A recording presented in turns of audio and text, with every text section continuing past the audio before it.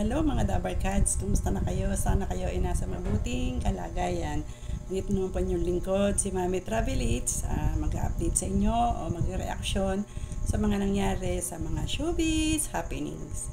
Nais ko lang naman talakayin yung tungkol dito sa sinabi na ni Nanay Christopher Min tungkol dun sa pagkaka-interview na darating na daw si Alden Richards dun daw sa TP. As nasabi naman sa kabilang parlor na sila ay mag-host, hindi ako naniniwala doon. Matagal na akong maka-Alden. Sa katunayan, ka-birthday ko pa nga siya. Alam nyo kasi yung mga Capricorn, may mga may mga isang salita yan, na kapag sinabing oo, kapag sinabing hindi, at kapag nakapromise yan, totoong tinutupad.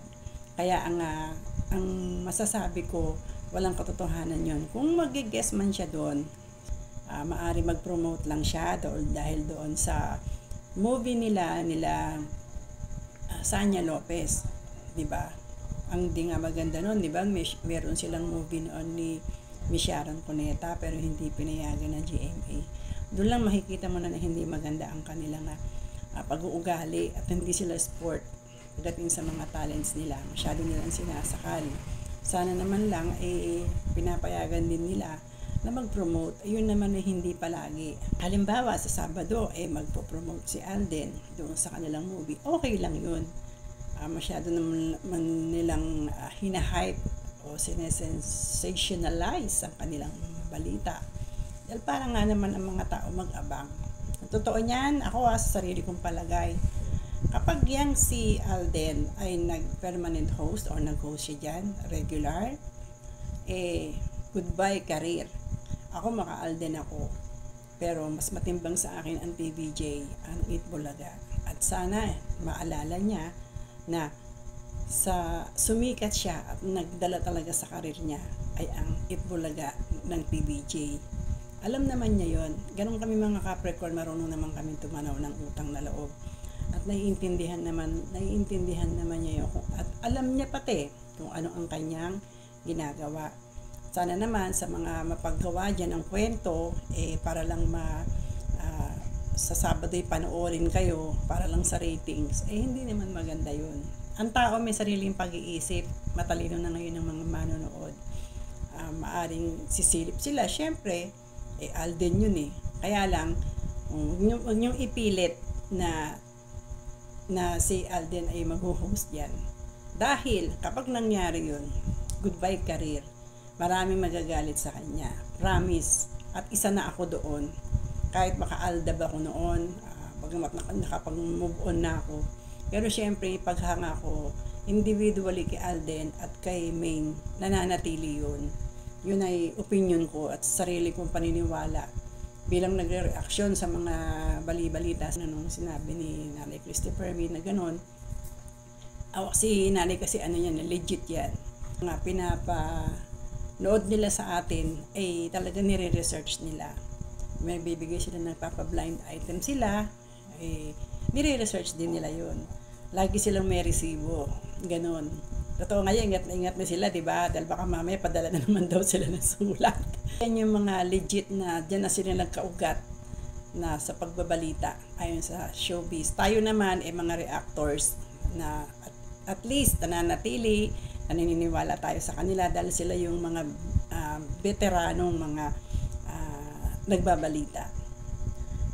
Kita naman natin, panoorin natin yung ibang clippings lang ng taga-kabila, ng mga taga Tape Incorporated, na sinasabi nila na mag-co-host na raw ng, ano ang title ng show nila? Tahanang Pinakamasaya. Okay, oo. Mag-host na raw doon si Alden Richards, sabi. At alam mo, napaka-fake nitong news na to, Unang-una, hindi ito gagawin ni Alden dahil sa kanyang pangako. Binasa ko pa nga sa ere, di ba?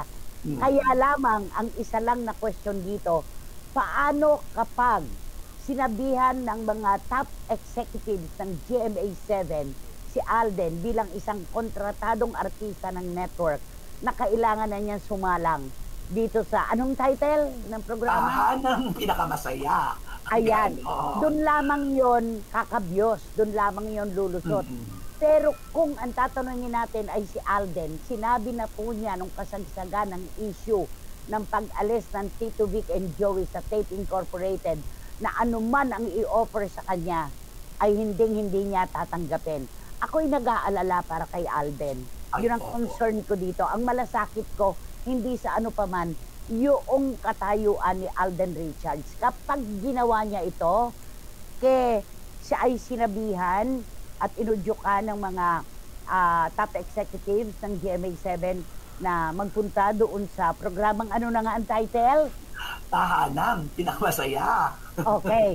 Alam mo, nag-aalala ako sa kanya, Romel, at siguradong lahat ay talagang mag-aalala dahil lahat ng bunto ng sisi at parunggit at pamimintas ipupukol kay Alden Richards bilang walang utang na loob.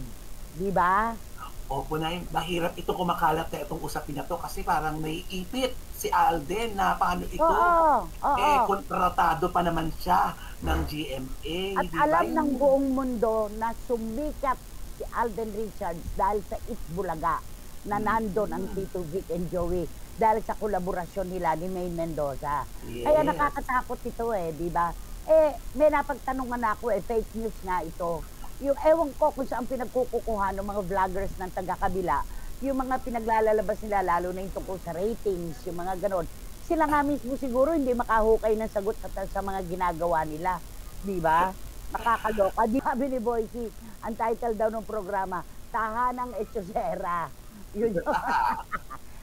At eto si Direk Franny Zamora nag-text nagsabi na si Alden na kinausap niya si Attorney Annette Gozon na hindi siya mag-host sa anumang show katapat ng Itbulaga. Ayan, napakalinaw na po niya na si Alden na mismo ang nagsabi niyan. Kaya wag nang gumagawa ng mga issue. Di ba? So yun ang aking masasabi sa aking idol na si Alden Richards. Paro kami January 2 niyan, ang aming birthday. Kaya sa palagay ko naman na hindi naman tayo or siya aabot na magiging regular host. Kung hindi, goodbye career. So, para sa akin, masasabi ko lang, libre naman siyang mag-guest kahit saan. Problema pagka exclusive contract ka, hindi mo hawak yung sarili mo. Hindi kagaya ng ibang mga freelance, nakakapunta sila kung saan-saan. So, yun lang aking magiging reaksyon at hello sa aking mga Dabber Cats na Johara, kumusta na kayo? Nathaniel, si Francis Erica Valle na napakasipag niyang batang yan. Saka kung kalilimutan na mag-like po at mag-subscribe, shares dito sa aking munting channel. At ganun po maraming salamat sa aking anak na si Ders TV na pinromote din ang aking channel at si Nyolo, Tita Missy, Nyolo, maraming salamat sa iyo at napakabuti mong tao. Subscribe din po kayo sa kanya, yung mga mapapadaan dito. At po, sa inyong lahat, God bless po at see you soon po. Bye!